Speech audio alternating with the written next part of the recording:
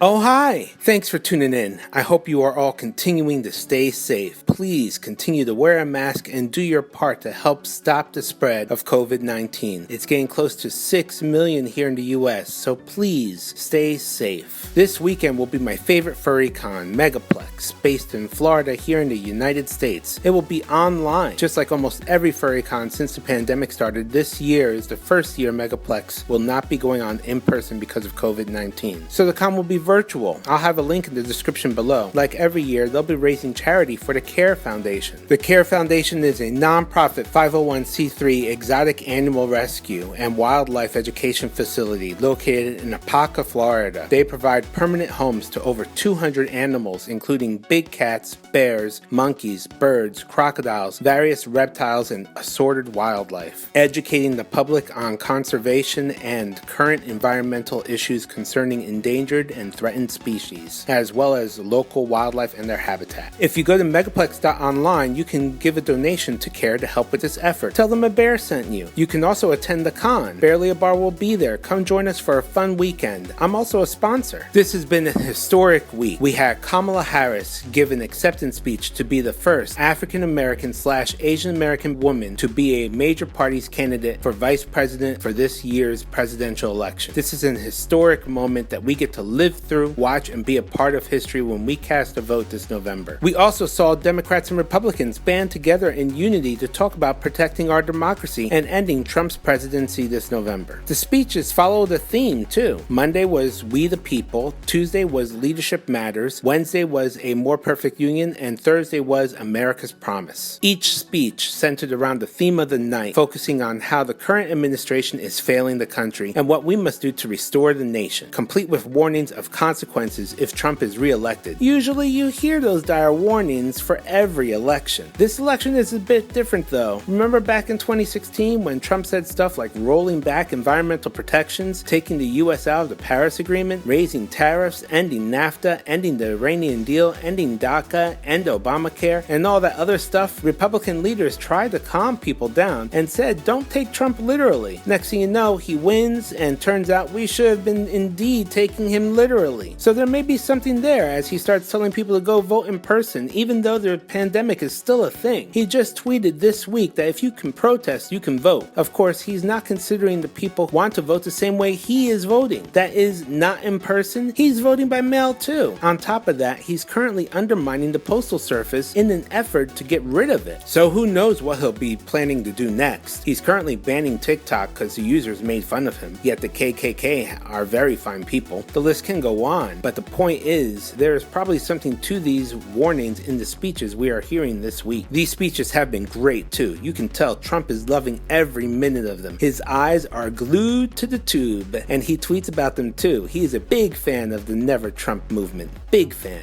I can go on, but let's jump into the news. Welcome to Barely a Bar's Woke52 Week 33. I'm your speechwriter, HilaHila. This is going to be the speech of your life. All you have to do is read the cards. We have them up on the teleprompter too with all the facts. Get out there and show them what you got.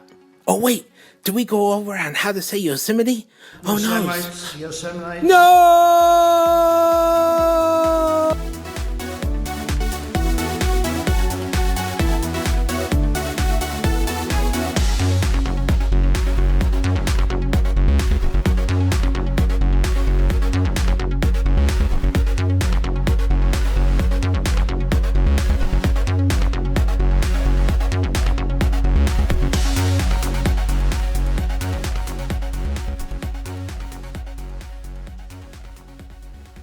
The Democratic National Convention kicked off this week as a new poll shows Biden with a 4-point lead. It was packed with powerful speeches from Democrats and Republicans and even previous Trump supporters who will be voting against him this election. The Obamas and former presidential candidates did not hold back, giving a harsh critique of Trump and a warning about the state of democracy in the U.S. Trump attempted to defend his record and even tried to attack Michelle Obama's speech, but turned it against himself as he pointed out that her speech was pre-recorded because she had the death count wrong. It's a death count that many see him responsible for, so it's something you wouldn't want to point out. Voters are suing the post office in Trump Trump over the changes at the post office as seen as an attack on the Constitution and the right to vote. Postmaster has backtracked and now says a lot of plan changes will be happening after the election. 1.2 million people filed first-time claims for jobless benefits last week, totaling 31 million Americans claiming unemployment. Disney confirms its first bisexual lead character from the Owl House. Boom, 52 seconds. Thank you for watching. If you like these news blasts, feel free to share a bear with your friends. You can also like, comment, subscribe, and click the notifications alert bell to stay woke 52 times a year in 52 seconds of news. Want some more news with your favorite news bear? Feel free to stay till the end to watch some clips or images with me.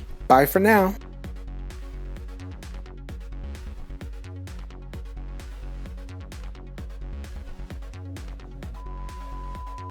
By 1968, you keep saying that hurts your backfire, so you say stuff like forced busing, states' rights, and all that stuff. And the byproduct of it, blacks get hurt worse than white.